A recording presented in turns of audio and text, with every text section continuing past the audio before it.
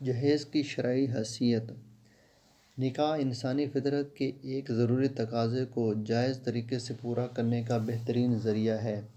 اور اگر اس جائز طریقے پر رکاوٹیں عائد کی جائیں یا اس کو مشکل بنایا جائے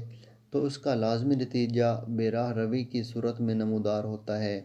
اس لیے کہ جب کوئی شخص اپنی فطری ضرورت پوری کرنے کے لیے جائز راستے بند کرے گا تو اس کے دل میں ناجائز راستوں کی طلب پیدا ہوگی، جو انجام کار معاشرے کے بگاڑ کا ذریعہ بنے گی۔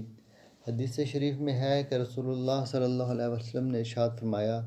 اگر کوئی ایسا شخص تمہارے پاس رشتے کا پیغام بھیجے جس کی دینداری اور اخلاق کو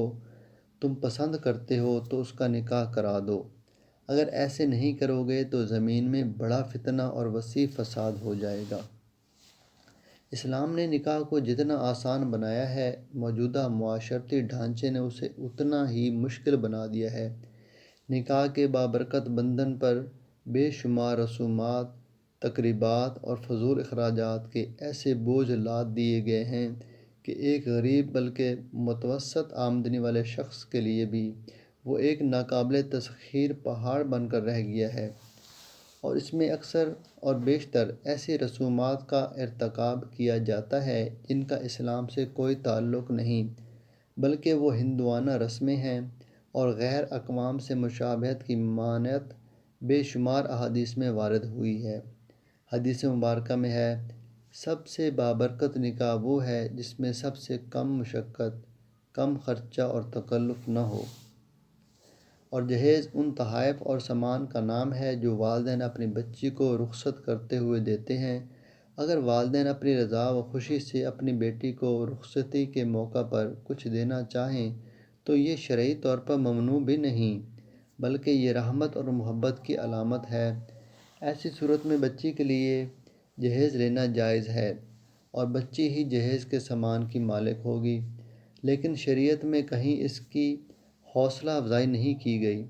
نہ ہی کسی روایت میں اس کا تذکرہ یا ترغیب ملتی ہے۔ جہاں تک حضرت فاطمہ رضی اللہ عنہا کے سلسلہ میں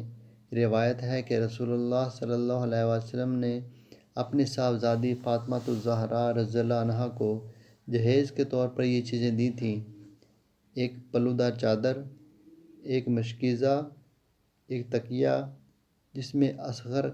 کاس بھری ہوئی تھی۔ حضرت مولانا منظور نعمانی صاحب مدظ ذلہ معارف الحدیث میں تحریر فرماتے ہیں، اکثر اہل علم اس حدیث کا یہی مطلب سمجھتے ہیں کہ رسول اللہ صلی اللہ علیہ وسلم نے یہ چیزیں اپنی صاحبزادی کے نکاح کے موقع پر جہیز کے طور پر دی تھیں، لیکن تحقیقی بات یہ ہے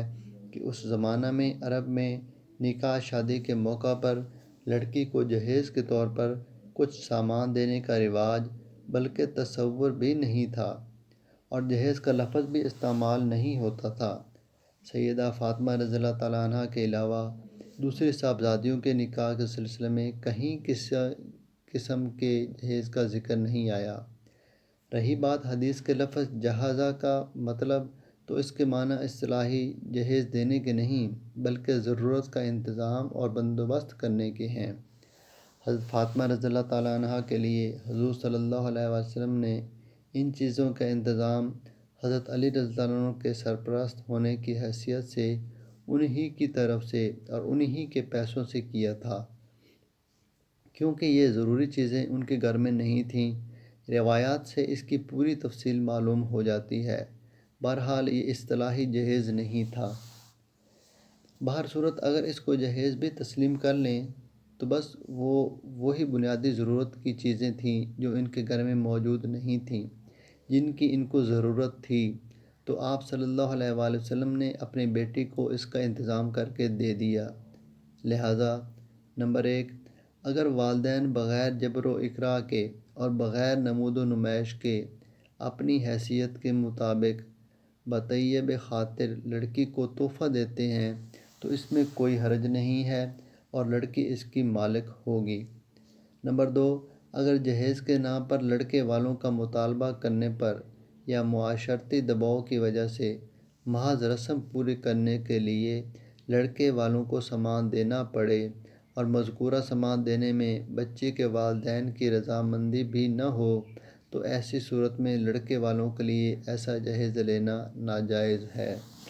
اور اگر ایسا جہیز بچی کے حوالے کر بھی دیا گیا تو بچی ہی اس کی مالک ہوگی، اور اس کی اجازت کے بغیر مذکورہ جہیز کے سامان کو لڑکے والوں کے لیے استعمال کرنا